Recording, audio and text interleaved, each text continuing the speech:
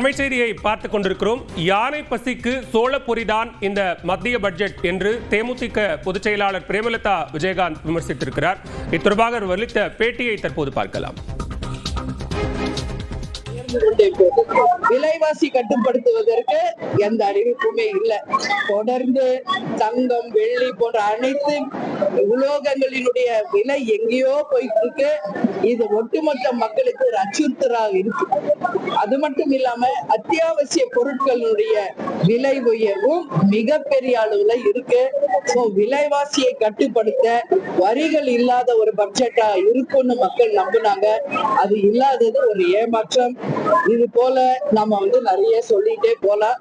தேர்தல் நேரம் அப்படின்றதுனால இன்னும் நிறைய எதிர்பார்ப்புகள் இருந்தது.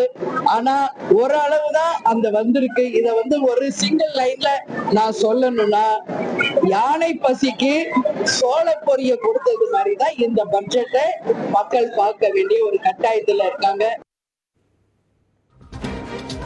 களம் தான். ஏற்கனவே நான் போட்டி போட்டிருக்கேன், கேப்டன் போட்டி போட்டிருக்காரு, விஜய் பிரபாகர் போட்டி போட்டிருக்காரு.